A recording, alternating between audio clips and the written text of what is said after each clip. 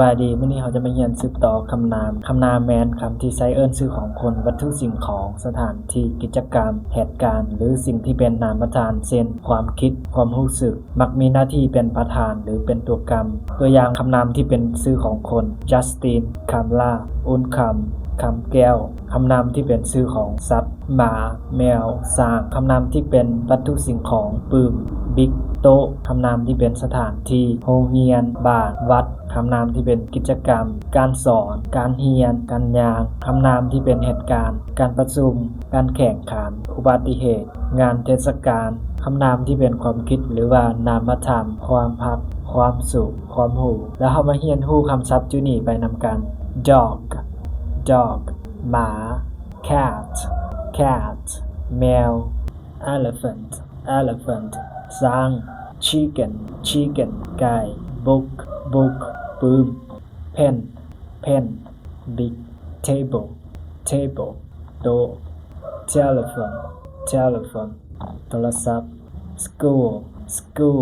โรงเรียน village บ้าน temple วัด market ตลาด teaching การสอน learning การเรียน walking การย่าง playing การเล่น meeting การประชุม competition การแข่งขัน accident อุบัติเหตุ festival งานเทศกาล wedding งานแต่ง love ความรัก happiness ความสุข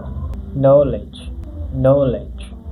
ความรู้วิธีการนำใช้คำนามจะมีคำนามบวกให้ verb แล้วบวกตัวกรรมสำหรับตัวกรรมนี่จะเป็นคำนามบอคำแทนนามบออีหยังก็ได้ตัวกรรมตัวนี้เขาไปเขียนนำการว่าถ้าเขาอยากสร้างประโยคเขาจะสร้างแนวใดเลยเขาให้อยู่นี่มาเป็น everyday ทุกๆมื้อตัวนี้เขาอยากสร้างว่าข่อยไปโรงเรียนทุกๆมื้อข่อยก็คือ I ไป go เวลาที่เขาเคลื่อนย้ายจากอีกบนนึงไปหาอีกบนนึงเขาต้องใส่ to ไปเสมอโรงเรียนแม่น school เมื่อกี้เขาอ่านมานี้ school ตัวนี้โรงเรียน school โอเคเอา school มาใส่ school I go to school ให้พี่น้องจื้อไว้ว่าเวลาที่เรามีการเคลื่อนย้ายจากอีกบนนึงไปหาอีกบนนึงโดยที่เรามีการเคลื่อนย้ายจากเรือนของเราไปหาโรงเรียนเราต้องใส่ to ไปเสมอแต่ยกเว้นแต่เวลาเรากลับเรือนเราจะบ่ใส่ to แต่ไปบนอื่นเราจะใส่ to ไปเสมอเราเขียนได้ว่าข่อยไปโรงเรียนแล้วยังทุกๆมื้อแม่น every day เราก็เอา every day มาใส่ every day เวลาเราเขียนแล้วก็จำไปพร้อมข่อยไปโรงเรียนทุกๆมื้อ I go to school every day ปึ้มหัวนี่ราคาเท่าใดโดยที่ให้มานี่ราคาเท่าใดแม่น how much แต่สำหรับการเขียนในภาษาอังกฤษถ้าเป็นคำถาม WH question จะเป็นตัวที่ขึ้นต้นฉะนั้น how much จะขึ้นต้นก่อนโอเค how much is this book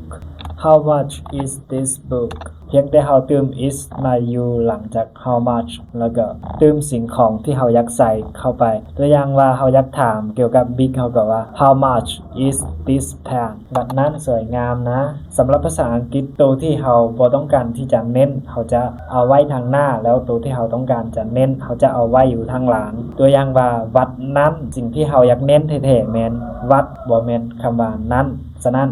คำว่านั้นมันต้องขึ้นต้นแล้ววัดตามหลังวัดก็คือ temple that temple วัดนั้นสวยงามนะสำหรับสวยงามเป็น beautiful แต่สำหรับ beautiful เป็น adjective ฉะนั้น adjective เวลาไปกับ adjective เขาต้องมี verb to be มาอยู่วัดนั้นมันมีแต่วัดเดียวก็จะเป็น is สำหรับตัวนี้เป็นวิดีโอต่อไปเขาจะมาเรียนให้มันเข้าใจ beautiful Okay, that temple is beautiful ความรักแม่นหยังก็คือ what is ความหมายของมันแปลว่าแม่น love what is love ความรักแม่นหยังความสุขคือความฝันของทุกคน ความสุขก็คือ happiness เฮาเรียนอยู่เทิงหั่นถ้าว่าผู้ใดบ่จื้อก็มาเบิ่งอยู่นี้ happiness เอา happiness มาเขียนใส่ happiness is คือความฝันคือก็คือ is ความฝันของทุกคนคืออ้ายว่าถ้าว่าเวลาเฮาอยากเน้นอีหยังเฮาเอาสิ่งนั้นไปไว้อยู่ทางหลังสุดอยู่ในนี้เฮาอยากเน้นถึงความฝันเฮาจะเอาความฝันไปอยู่ทางหลัง everyone ก่อน everyone สำหรับจุดอยู่เถิงกับตัว s นี้หมายถึงความเป็นเจ้าของ everyone's dream happiness is everyone's dream จินตนาการสำคัญกว่าความรู้จินตนาการแม่น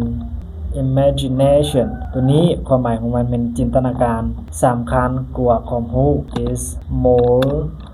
important than ความรู้แม่น knowledge imagination is more important than knowledge จินตนาการสำคัญกว่าความรู้สำหรับจินตนาการตัวนี้มันจะเป็นจินตนาการแบบเฮาเห็นภาพเห็นอีหยังตัวอย่างว่าเฮาคิดเกี่ยวกับตัวไก่เฮาจะคิดว่าตัวไก่มันเป็นแบบนี้แล้วก็มันมีสีแนวนี้